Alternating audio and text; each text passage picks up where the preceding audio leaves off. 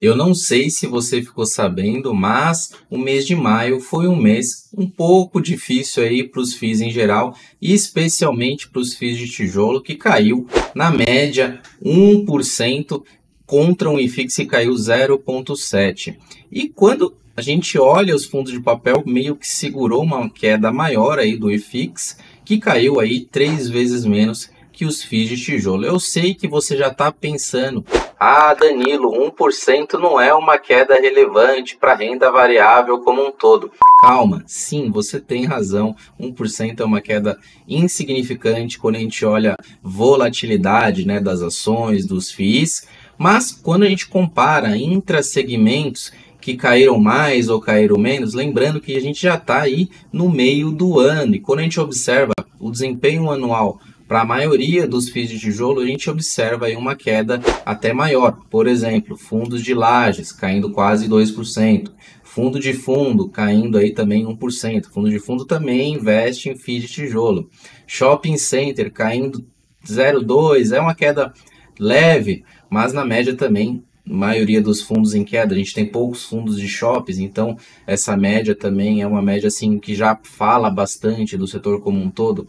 E aí subindo durante o ano os híbridos, varejo, galpão, né, no 0 a 0, junto com o varejo também no 0 a 0, e os fundos de papel aí estão segurando o IFIX, subindo quase 4% no ano, fazendo o IFIX ter essa variação positiva. Tem fundo grande com patrimônio, né, de bilionário caindo aí de 10 a 20% dos fundos de laje. Então laje está sendo mais prejudicado quando a gente olha aí o top 10 de variação durante o ano, e lajes aí configurando aí nessa lista que a gente coloca para você entre os maiores segmentos que estão em queda. E por que que isso acontece? Será que existe um copo meio cheio quando a gente olha o Ibov, que está caindo quase 10% no ano, caiu 4% só no último mês, frente ao IFIX que vem subindo aí 1,4%? Antes de olhar a abertura de curva que eu sempre coloco no nosso FIIs e Finanças aqui, já quero garantir o like, a curtida no vídeo para alcançar uma quantidade de pessoas ainda maior, essas pessoas descobrirem o poder aí dos fundos imobiliários, dos dividendos líquidos de imposto de renda, para fazer essas cotações que estão caindo subirem. Então já curte aqui o vídeo e se veja se você está inscrito no canal, aproveita e faça sua inscrição. Mas já direto ao ponto, vamos olhar essa abertura de curva que essa semana foi show de horror, ou oportunidade, né, para quem está comprando tesouro agora. Mas show de horror eu falo porque os fundos de equity, fundos de tijolos, fundos do segmento aí que investem diretamente nesses ativos, sejam lajes, galpões, sofrem um pouco mais, e a gente vai falar sobre isso. Nessa semana, essa taxa, que é a NTNB 2035, e por que 2035? É uma taxa livre de risco, de referência para os FIIs calcularem, né, esse prêmio de risco em cima dessa taxa que, entre aspas, é livre de risco. E ela chegou nesta semana a bater a máxima do ano de 6,22%. Tivemos aí, inclusive, um circuit breaker, aí, entre aspas, da renda fixa, dos títulos públicos, que foram bloqueadas as negociações 2 vezes durante aí na sexta-feira. E essa taxa aqui chegou a bater 6,22 no fim do pregão para os títulos da NTNB 2035. No vencimento de 2029, essa taxa chegou a 6,30%. Então é uma taxa muito alta. Mas, e aí você já deve estar perguntando o que isso influencia, né, nos FIIs de tijolo. Essa abertura de curva, ela pressiona a competitividade de rentabilidade quando a gente olha o yield dos FIIs versus essa NTNB de referência que é de 2035. Porque afinal é uma taxa que é livre de risco, e o yield do IFIX tem aí fundos que estão listados e são fundos de renda variável. Que a gente chama essas duas curvas que eu coloco aqui, a linha preta, que é o yield do IFIX, e a linha vermelha, que é dessa NTNB, essa diferença de taxa hoje, dessas duas curvas, está entre 3,54% ou 354 bips ali da Faria Lima. E quando O que acontece, né, com essa taxa quando ela é comprimida? Por que que isso é comprimido ou por que isso aumenta? Antes de falar disso, o IFIX, se a gente olhar ele no detalhe, ele tem muito fundo de papel. Então, 40% desse IFIX, esse yield que mede essa diferença de taxa, tem os fundos de papel, e a gente sabe que os fundos de papel pagam mais porque eles devolvem a inflação mensalmente. Então, quando a gente compara um yield de tijolo e um yield de papel, é natural que o papel pague mais, porque as correções ali monetárias dos contratos vêm aí conforme o ano, conforme as revisionais.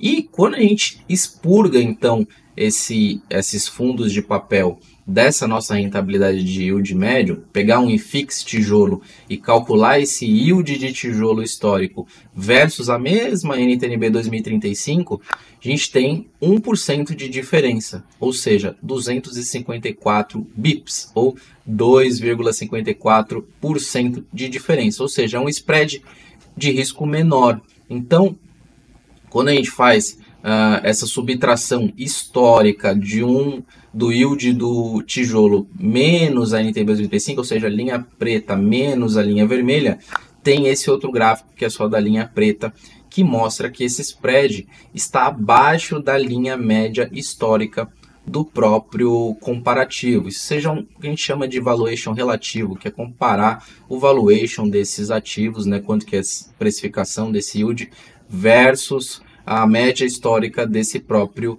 yield. Parece um pouco complexo, mas dá para ver claramente que essa linha preta está abaixo da média histórica. O que isso significa? Significa que investir em FIIs de tijolo nesse momento está menos vantajoso desde ali maio de 2022, até novembro de 2022, quando chegou nesse pico histórico, né, quando a gente compara desvio padrão, que é essa linha cinza de cima e a linha cinza de baixo tracejada, a gente está caminhando ali para a linha ficar mais próximo da linha tracejada, que é a linha do desvio padrão inferior. E quando a gente, tudo bem, a gente está até esse momento falando só de yield, né, só de rentabilidade e comparando renda fixa com renda variável. Mas quando a gente olha preço no mercado e aí faz uma relação de preço de mercado versus o valor patrimonial, o famoso PVP que você já conhece, temos uma paridade entre tijolo e papel, ou seja, o tijolo ele caiu, mas não caiu tanto em relação aos próprios fundos de papel, que também vem de lado durante bastante tempo aí. Então a gente tem uma diferença de deságio aí de 4 a 5% olhando o papel e olhando o tijolo com um leve descontinho a mais. E falando de copo meio cheio novamente, a gente está olhando a bolsa aí derretendo e os fundos imobiliários mais resilientes caindo muito menos ou até valorizando durante esse ano. E tem essa matéria que eu achei bastante interessante, que fala que o mistério dos FIIs, por que eles contrariam a expectativa e bate a bolsa aí em 2024.